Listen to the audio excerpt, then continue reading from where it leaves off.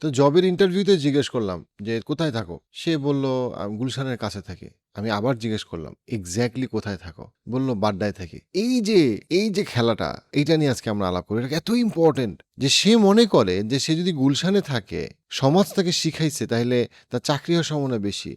তার সুন্দর মেয়ের সাথে বিয়ে হওয়ার সম্ভাবনা বেশি। তার সোশ্যাল স্ট্যাটাস বেশি। কিন্তু সে যদি বাড্ডায় থাকে তাহলে সে আসলে নিচু। এবং এটা কিন্তু একটা সমাজ তাকে শেখায়। সে নিজেও তার অন্তরের রোগ থেকে সে আস্তে, আস্তে এই জিনিসটা তার ঘনীভূত হয় এবং সেই বিষয়টা আমরা দেখব সূরা আরাফের ১২ নম্বর আয়াতে, যেখানে আল্লাহ আযজা ওয়া জাল আদম এবং ইবলিসের ঘটনার সময় প্রশ্ন করলো, "কি তোমাকে থামাইলো?" খুব ইম্পোর্টেন্ট একটা প্রশ্ন। আল্লাহ বলতেছেন। কাকে প্রশ্ন করতেছেন? আল্লাহ প্রশ্ন করতেছেন ইবলিসকে।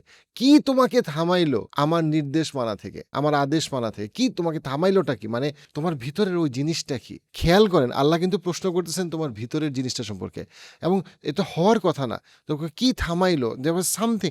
কারণ তোমার ন্যাচারাল ইনক্লিনেশন হওয়ার কথা, আল্লাহ আমাকে আদেশ দিছে আমি মানব। তোমার ভিতরে কি থামাইলো? কোন জিনিসটা থামাইলো? তার মানে আল্লাহ কি ইন্ডিকেট করতেছেন? আল্লাহ অন্তরের রোগকে ইন্ডিকেট করতেছেন। আমাদের প্রথম স্পন্সর স্কাই বাই বিডি, যাদের মাধ্যমে আপনি চায়না থেকে যে কোনো প্রোডাক্ট আনতে পারছেন। অলরেডি ২ লক্ষর বেশি উদ্যোক্তা তাদের সাথে ব্যবসা করে উপকৃত হচ্ছে। তাদের ওয়েবসাইটে আরো ডিটেইলস আছে। এবং তখন উত্তর কি দিল? যে আমি তার থেকে শ্রেষ্ঠ, কারণ আমাকে তৈরি করা হইছে। ইবলিস বলতেছে, আমি তার থেকে শ্রেষ্ঠ কারণ আমাকে তৈরি করা হইছে আগুন থেকে, আর তাকে তৈরি করা হইছে কাদামাটি থেকে। এবং আপনি যদি অ্যাপারেন্টলি দেখেন, বাহ্যিকভাবে দেখেন, একদিকে যদি আগুন রাখা হয় আর আরেকদিকে যদি কাদামাটি রাখা হয়, আপনার কাছেও কিন্তু মনে হবে কাদামাটি তো তেমন কিছু না। খেয়াল করেন, কিন্তু আদমের সম্মানটা বাড়ছে কেন? কারণ আল্লাহ তাকে জ্ঞান দিছে। যেই জ্ঞান জিনদেরকে দেওয়া হয় নাই, ইবলিসকে দেওয়া হয় নাই। এবং আল্লাহর নির্দেশ, সেটা খুব বড় ব্যাপার। যে একটা হচ্ছে গিয়ে আদমের ভিতরে যে জ্ঞান দেওয়া হয়েছে, আরেকটা বিষয় হচ্ছে আল্লাহ নির্দেশ করছে আদম আলাইহিস সালামকে যা দেওয়া হোক আর না হোক আল্লাহর নির্দেশ মানতে হবে। এটাই হচ্ছে গিয়ে আমাদের আত্মসমর্পণটা খুব ইম্পর্টেন্ট পার্ট। আদম আলাইহিস সালামকে জ্ঞান দেওয়া হয়েছে, এটা সত্য কথা। কিন্তু আদম আলাইহিস সালামকে জ্ঞান যদি নাও দেওয়া হইতো, যদি আল্লাহ কোনো নির্দেশ আমাদেরকে দিতেন যে কারোর জন্য, সেটা আমাদের মানতে হবে। সো এখানে দুইটা, এখন আদম আলাইহিস সালামের যে জ্ঞানটা দেওয়া হয়েছে, এটার জন্য কি তার কাদামাটি আগুন হয়ে গেছে বা লোহা হয়ে গেছে বা অন্য কিছু হয়ে গেছে? না, কাদামাটি কিন্তু কাদামাটি আছে। অর্থাৎ ইবলিস তার অন্তরে মনে করে যে আসলে আমার বাইরের যে কাঠামো, আমার যে সোশ্যাল স্ট্যাটাস, আমি যে ফেরেশতাদের মধ্যে আছি এবং আমার যে বাইরের ঠিকানা, আমার আইডেন্টিটি আমার বাইরের কারণে, আমার ফিজিক্যাল। আর আল্লাহ আযজা ওয়া জাল যাকে সম্মানিত করেন, তাকে সম্মানিত করেন কারণ তার ভিতরে কিছু একটা আছে। এবং আমাদের এন্টায়ার সোশ্যাল মিডিয়া, এন্টায়ার সমাজ ব্যবস্থা, ক্যাপিটালিজমের সবকিছু বাইরে।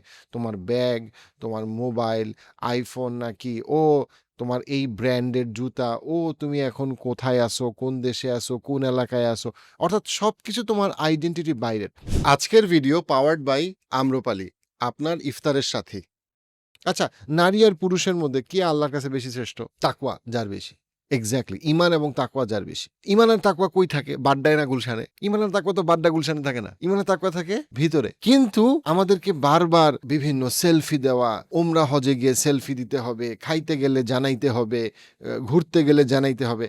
আমি জানানোকে হারাম বলতেছি না সাধারণভাবে, বা উমরা হজে গিয়ে ছবি তোলাকে সাধারণভাবে আমি হারাম বলতেছি না। বাট আমি বলতেছি এটা তখন প্রবলেম যখন এইটার মাধ্যমে আপনি মনে করেন যে আপনার মর্যাদা বাড়ে আল্লাহর কাছে, মানুষের কাছে, সমাজের কাছে। এবং ওই মর্যাদাটাকে একটা পর্যায়ে আসে যখন ইসলাম হয়ে থাকে শুধু একটা খোলস, যে খোলসকে আপনি খালি চকচক করেন, কিন্তু খোলসের ভিতরে কিছু নাই। খোলসের ভিতরে কিছু নাই। এখন আমাদের সমাজে স্বাভাবিকভাবে একটা গ্রুপ আছে যারা বলে ঈমান আমার মনে। না, না, ঈমান খালি মনে থাকলে হবে না। আপনাকে নামাজ পড়তে হবে, হিজাব করতে হবে, যাকাত দিতে হবে। ঈমান খালি মনে থাকার জিনিস না। আবার এইটাও ঠিক, ঈমান যদি মনে না থাকে তাহলে ঈমান নাই। আপনি নামাজ পড়লেন, রোজা রাখলেন, যাকাত দিলেন, কিন্তু মনের মধ্যে ঈমান নাই। মনের মধ্যে আছে মানুষ কি বলল, মনের মধ্যে আছে আমার স্ট্যাটাসটা আমি দেখাইলাম। প্রতি বছর যদি হজ করতে না যাই, স্ট্যাটাস তো থাকলো না। প্রতি বছর ওমরায় না গেলে স্ট্যাটাস তো থাকলো না। তখন আসলে আপনার ভিতরে কিছু নেই। আপনি শুধুই একটা ধর্মের, ইসলামের একটা খোলস, কিন্তু ভিতরে এটা খালি। এবং কিয়ামতের দিন আপনি লাঞ্ছিত হবেন। ইবলিস লাঞ্ছিত হয়েছিল, কারণ ইবলিস বাইরে দেখছে, আল্লাহ ভিতরের প্রশ্ন করছে। আল্লাহ বলছেন, কি তোমাকে আটকাইছে? কি তোমাকে আটকাইছে মানে কিন্তু এটা না যে কোনো লোহার বেড়া তোমাকে আটকাইছে। কি তোমাকে আটকাইছে মানে তোমার ভিতরে তোমার কোন রোগ তোমাকে আল্লাহর নির্দেশ, আদেশ মানা থেকে আটকাইলো? কি তোমাকে আটকাইলো? কথাটা খুব পাওয়ারফুল। কি তোমাকে আটকাইলো যেটার জন্য তুমি আল্লাহর আদেশটা মানতে পারতেছো না? এবং শয়তান কি বলল? শয়তান যেটা বলল সেটা হচ্ছে ইবলিস যেটা বলল সেটা হচ্ছে আমাকে আটকাইছে হচ্ছে গিয়ে আমি দেখতে পেতেছি ও দুর্বল। কিন্তু তুমি কি দেখতে পাইতেছো? তুমি তো তার বাইরের কাদামাটিটা দেখতেছো, তুমি তার ভিতরটা দেখতেছো না। তার মানে হইলো এটা ইবলিসের বৈশিষ্ট্য, এটা ইবলিসের লক্ষণ। সে বাইরের থেকে আপনাকে দেখে, কত টাকার জামা, কত টাকার জুতা, তোমার বাবার র্যাঙ্ক কি ছিল, তোমার স্কুল কি বাংলা মিডিয়াম না ইংলিশ মিডিয়াম, বাংলা মিডিয়াম হলে তুমি একটু কম, আর আর মাদ্রাসা হলে তো তুমি তো মানে নাই। অথচ কত কেয়ামতের দিনে র্যাঙ্ক কত বদলায় যাবে না? কেয়ামতের দিনে আমরা দেখব কত মাদ্রাসার এতিম ছেলে মেয়ে র্যাঙ্কিং এত উপরে যে আমরা আকাশে তারার মতো তাদেরকে দেখতেছি। আর কত বিত্তশালী পরিবারের ছেলে মেয়েকে আমরা দেখবো হয়তো তারা লাঞ্ছিত। আমি এটা বুঝাচ্ছি না যে আপনার যদি টাকা পয়সা বেশি থাকে তার মানে আপনার ঈমান কম, আর টাকা পয়সা কম থাকে তাহলে আপনার ঈমান বেশি না। ওসমান রাদিয়াল্লাহু আনহু কি ডিফারেন্ট ছিলেন না? ওনারকে আলহামদুলিল্লাহ আল্লাহ প্রাচুর্য দিচ্ছেন জীবনের বিভিন্ন সময়। আবার ওনার ঈমান এবং তাকওয়া সম্পর্কে আমরা সবাই জানি, এবং উনি জান্নাতের সুসংবাদ প্রাপ্তদের একজন। কিন্তু বিষয়টা যেটা ইম্পর্টেন্ট সেটা হচ্ছে আপনি কি দেখেন, ভিতরে না বাইরে। যদি আপনি অন্তরের রোগে আক্রান্ত হন আপনি দেখবেন বাইরেরটা খালি, রাইট? ইভেন বিয়ের সময় যখন পাত্রীদের কথা বলা হয়েছে বা পাত্র দেখার কথা বলা হয়েছে, হ্যাঁ এটা জায়েজ, আপনি বংশ পরিচয় দেখবেন, তার স্ট্যাটাস দেখবেন, তার সৌন্দর্য দেখবেন, এটা জায়েজ। কিন্তু কি বলা হয়েছে যে ঈমানকে সবচেয়ে বেশি গুরুত্ব দাও, পাত্রর ক্ষেত্রে এবং পাত্রীর ক্ষেত্রে তার ঈমানের ক্ষেত্রে সবচেয়ে বেশি গুরুত্ব দাও, তার চরিত্রের ক্ষেত্রে বেশি গুরুত্ব দাও। ঈমান এবং চরিত্র কই থাকে? ঈমান চরিত্র থাকে তার ভিতরে। এবং আনফরচুনেটলি, ইটস ভেরি আনফরচুনেট, আমাদের সময় ইভেন অনেক বাবা মা বাচ্চাকে হিফজ পড়ায়, যেটা খুবই ভালো জিনিস, কিন্তু হিফজ পড়ানোর ক্ষেত্রে তাদের মধ্যে অহংকার কাজ করে। কিভাবে কাজ করে? আমার ছেলে পাগড়ি পরবে, আমার ছেলে তো পাগড়ি পরছিল, আমার ছেলে কেন পাগড়ি পরতে দেরি হইতেছে, তার কাছে একটা স্ট্যাটাস, তার কাছে একটা মুকুট। কিন্তু হয়তো তার বাচ্চাটার ম্যানার্সের ক্ষেত্রে সে খুবই দুর্বল, তার আদব খুব দুর্বল, কিন্তু বাবা মা এটাকে গুরুত্ব দিচ্ছে না। এবং বাংলাদেশে এটা খুবই কমন যে একটা বাচ্চা তার ব্যবহার জঘন্য, কিন্তু তার বয়স হয়তো 12, 13, 14, 15, 16, 17 হয়ে গেছে, কিন্তু তার একাডেমিক রেজাল্ট ভালো। আমার বাচ্চা তো সব এ স্টার, ও তো গোল্ডেন 5 পাইছে, ও তো এই কলেজে এই ইউনিভার্সিটিতে পড়ে, এইখানে চান্স পাইছে। তার আদব ব্যবহার এত খারাপ যে আত্মীয় স্বজন কারোর সাথে তার কোনো সম্পর্ক নাই, বাবা মারও তার সাথে কোনো সম্পর্ক নাই। তো বাবা মা তারপর আমার ছেলে তো এত মেধাবী, স্কুলের টিচাররা বলতো তার পা ধুয়ে অন্য বাচ্চাদেরকে পানি খাওয়ার মতো। কিয়ামতের দিন আপনার বাচ্চাটা কোথায় থাকবে? আপনি আপনার বাচ্চাটাকে নিয়ে কিয়ামতের দিন কি প্রাউড হবেন না? হবেন না। কোরআন আমাদেরকে বারবার ইন্ডিকেট করে যে তুমি ভিতরটা গড়ো, নিজের এবং নিজের পরিবারের। আল্লাহ যখন কোরআনে যখন বলছেন যে কু আনফুসাকুম ওয়া আহলিকুম নারো, তোমরা তোমাদের নিজেদেরকে এবং নিজেদের পরিবারকে আগুন থেকে বাঁচাও। কেমনে বাঁচাবা? ভিতর দিয়ে বাঁচাবা। তোমার ভিতরে কিছু থাকতে হবে, ঈমান থাকতে হবে, তাকওয়া থাকতে হবে, আকীদা ঠিক থাকতে হবে। রোজা অবশ্যই, সাওম পালন করতে হবে, কিন্তু সাওমকে ধারণও করতে হবে। হজ করতে হবে, হজকে ধারণও করতে হবে। হজ আপনি কই ধারণ করবেন? হজ তো কোনো পাখি না যে আপনি একটা পাখি খাঁচায় রাখবেন, এ তো ভিতরে থাকবে, কিন্তু ভিতরটাকে তো গড়তে হবে। কিন্তু আমাদের টোটাল সমাজ ব্যবস্থায়, তার মধ্যে এখন আসছে সোশ্যাল মিডিয়াতে তো কে কত দেখাইতে পারে আমার বাইরে কি আছে। হ্যাঁ, আমার চুল কেমন, আমার দাড়ি কেমন, আমি এডিট করতে পারতেছি, আমি কালো কিন্তু আমি ফর্সা এডিট করতেছি, আমি এইখানে ঘুরতে যাচ্ছি, আমি ওইখানে ঘুরতে যাচ্ছি। তারপরে আবার ছোট করে লিখে দেয় থ্রো ব্যাক, মানে হইলো আমি গেছিলাম 3 বছর আগে, কিন্তু এখন আমি যাতে উঠার জন্য থ্রো ব্যাক লিখতেছি। এগেইন আমি এটা বলি, কেউ ভুল বুঝবেন না যে আমি কনফিডেন্সের সাথে শো অফ কি মিলাচ্ছি না। আমি এটাও বলতে চাই না যে থ্রো ব্যাক দেওয়া মানেই আপনার অন্তরে রোগ আছে, আমি সেটা বুঝাই নাই। কিন্তু আমি এটা বুঝাইতে চাচ্ছি অ্যাজ আ কালচার, এখানে একটা কালচারাল প্রবলেম হচ্ছে। প্রবলেমটা হইলো আমরা আমাদের বাইরের যা কিছু দেখানোর সেই বিষয়গুলোকে আমরা এত ফোকাস করি যে আমরা অন্তঃশ্বাস শূন্য, আমাদের ভিতরে কিছু নাই। আপনি একটা ভালো ঘড়ি পড়তেই পারেন, আপনার একটা ভালো ব্যাগ থাকতে পারে, আপনি সেটার মাধ্যমে একটা ছবি তুলতেই পারেন। বিষয়টা হচ্ছে যে এটা তখনই হারাম যেটা আপনি কিয়ামতের দিন জানবেন। এটা আমি বাইরের থেকে জাজ করব না, যখন বোঝা যাবে যে আপনার অন্তরে আসলে কিছু ছিল না। আপনি এই এই বাইরের এলিমেন্টগুলো দিয়ে আপনি আপনার নিজেকে যোগ্য মনে করতেন, দক্ষ মনে করতেন। ইবলিসের ক্ষেত্রে সে যে আত্মসমর্পণ করতে পারে নাই, এই আত্মসমর্পণ করতে না পারার কারণটা ছিল তার বাইরের যে অবয়বের প্রতি তার যে অবসেশন, তার স্ট্যাটাস, তার বাসা কোথায়, তার বাবা কি করে, সে কোথা থেকে আসছে, সে তো আগুন, এইটার জন্য সে এত অবসেস ছিল তার বাইরের স্ট্যাটাসের ব্যাপারে যে তার ভিতরটা যে শূন্য হয়ে গেছে এটা সে খেয়াল করে নাই। এবং এই জন্যই আল্লাহ বলছেন কি তোমাকে আটকাইল। এবং তারপরে সূরা আরাফের 13 নম্বর আয়াতে বলছেন যে তুমি যেহেতু অহংকারী, তুমি তাহলে তুমি লাঞ্ছিতদের মধ্যে তুমি অধমদের মধ্যে তুমি চলে যাবে এবং তুমি এখান থেকে নেমে যাবা, মিনিং তুমি জান্নাতে আর তুমি থাকতে পারবা না। বিকজ তুমি লুজ করছো। কি লুজ করছো? যে তোমাকে যে ফেরেশতাদের মধ্যে রাখা হয়েছে এটার কারণ এইটা না যে তোমাকে আগুন দিয়ে বানানো হয়েছে, এটার কারণ এইটা যে তুমি আসলে আল্লাহর আদেশ মানতা।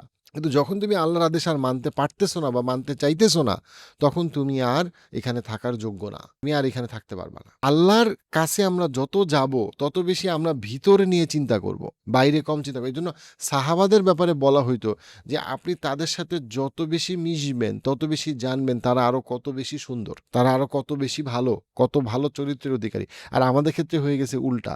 আপনি কাউকে চিনেন না, আচ্ছা ঠিক আছে, হয়তো ভালো খারাপ হইতে পারে। তাকে আপনি যত বেশি চিনেন তত বুঝতে পারেন তার কাছে মানুষ টাকা পায়। আপনি আরো জানতে পারেন তার ক্রেডিট কার্ডের এই সমস্যা, তাকে আপনি জানতে পারেন তার বউয়ের সাথে সম্পর্ক খারাপ, তার সাথে জানতে পারেন সে বাচ্চাদের সাথেও এরকম, তার সাথে আরো জানতে পারেন ও অফিসেও এই প্রবলেম।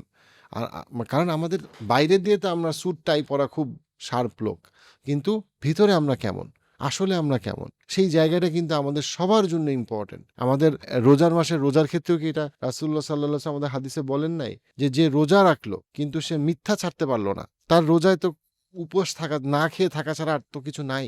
হাদিসের ইন্ডিকেশন এটা। অর্থাৎ আমাদের জন্য ভিতরকে ফোকাস করা, তাকওয়া এবং ঈমানকে ফোকাস করা, চরিত্রকে ফোকাস করা, এটা অনেক বেশি ইম্পর্টেন্ট। রোগ মুক্তির লক্ষণ আর অন্তরের রোগের লক্ষণ হইল তোমার স্ট্যাটাস, তোমার বাইরে দিয়ে তুমি কেমন এবং ইত্যাদি। এখন আমরা যখন নেটওয়ার্কিং এবং কমিউনিকেশন নিয়ে পড়ি, বিজনেস কমিউনিকেশন, মার্কেটিং নিয়ে পড়ি, তখন ডেফিনেটলি আমাদের কনফিডেন্ট আউটলুক, সেই জিনিসটা একটা ইম্পর্টেন্ট পার্ট নেটওয়ার্কিং এর। এবং এখানে এখন কেউ প্রশ্ন করতে পারে তাহলে ইয়াহিয়া ভাই তার মানে কি কনফিডেন্স নিয়ে চলাটাই একটা প্রবলেম? তার মানে হচ্ছে কি আমাদেরকে একদম ছেঁড়া জামা ছেঁড়া জুতা পরে চলতে হবে? তার মানে ওইটাই হচ্ছে তাকওয়ার লক্ষণ?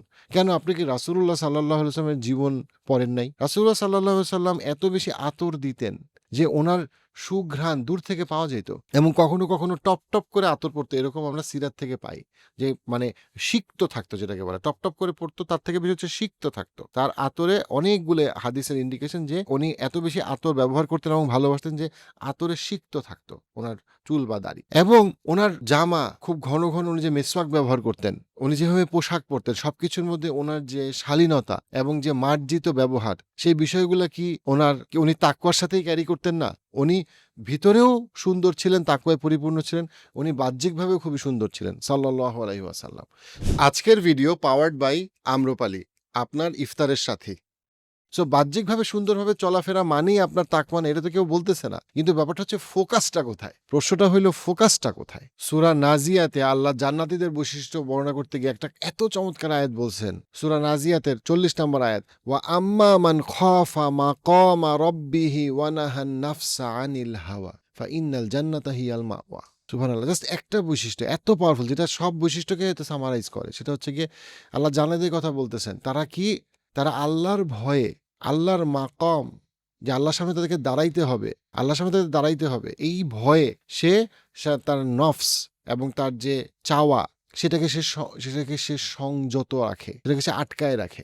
তার অনেক কিছু করতে ইচ্ছা করে, তার অনেক কিছু দেখাইতে ইচ্ছা করে, তার শো অফ করতে ইচ্ছা করে, কখনো মিথ্যা কথা বলতে ইচ্ছা করে, কখনো গীবত করতে ইচ্ছা করে, তার কখনো অহংকারী হইতে ইচ্ছা করে, কিন্তু সে সব কিছুকে সে আটকায় রাখে। কেন? কারণ সে আল্লাহর সামনে যে দাঁড়াবে এটাকে সে ভয় পায়। এই ভয়ে সে তার যে ইচ্ছাগুলা, তার যে চাহিদা, মানুষ হিসেবে তার যে দুর্বলতা, সে দুর্বলতাগুলোকে সে ঢেকে রাখে, সে আটকায় রাখে, সে সংযত রাখে, এবং এই জন্য তার গন্তব্য হবে জান্নাত। একটা দেখেন, কিন্তু এই যে সে আটকায় রাখতেছে, এই আটকায় রাখাটা কি? এটাই হলো গিয়ে যে তার সুস্থ অন্তরের লক্ষণ। আর ইবলিসের ক্ষেত্রে সে যে সেজদা দিতে পারলো না, খেয়াল করেন, এত পাওয়ারফুল একটা গল্প। তখন আল্লাহ তাকে প্রশ্ন করলো, কি তোমাকে আটকাইলো সেজদা দিতে? কি তোমাকে আটকাইলো সেই ইবাদতটা করতে, যে ইবাদতটা তোমার মূল তাকওয়ার পরিচয় বহন করে? সে বলল যে না, আমি তো তার থেকে বেটার, আমি তার থেকে শ্রেষ্ঠ। তখন তাকে বলল, তুমি তাহলে বিতাড়িত হবা, এবং তাকে বিতাড়িত করা হইল। কিন্তু এই যে আপনি ভয় পাইতেছেন আল্লাহকে, যে আল্লাহর সামনে আমাকে তো দাঁড়াইতে হবে, জমা খরচ হিসাব দিতে হবে, এটা কোথায়? এটা তো ভিতরে। এবং এক্স্যাক্টলি এই কথাটা আল্লাহ আযজা ওয়া জাল বলছেন যে তোমার অন্তরে আল্লাহর একটা ভয় আছে, যে তুমি আল্লাহর সামনে দাঁড়াবা। এই জন্য তুমি যে তোমার যে চাহিদা, তোমার নফসের যে তোমার যে চাহিদা, চাওয়া, যেটার কোনো দিক বিদিক নাই, যেটার কোনো হালাল হারাম নেই, সেখানে চাইতেই থাকে, সেটাকে যদি তুমি সংযত রাখো শুধু হালালের মধ্যে এবং হারামকে তুমি অ্যাভয়েড করো, এইটাই তো তোমার জান্নাতের দিকে তোমাকে নিয়ে যাবে, আল্লাহর দিকে তোমাকে নিয়ে যাবে। এবং তার বিপরীতটা হচ্ছে গিয়ে ইবলিসের, যে সে তার নফসকে নিয়ন্ত্রণ করতে পারে নাই এবং সে বিতাড়িতের দিকে চলে যাচ্ছে, সে তার নিজেকে শ্রেষ্ঠ মনে করতেছে এবং অহংকারী হয়ে যাচ্ছে। এখানে ভিতরের যে খেলাটা, যে অন্তরের রোগ আবার অন্তরের সুস্থতা, এটা যখন আমরা বুঝবো তখন আমরা আমাদের অন্তরকে আল্লাহর পথে রাখতে পারবো।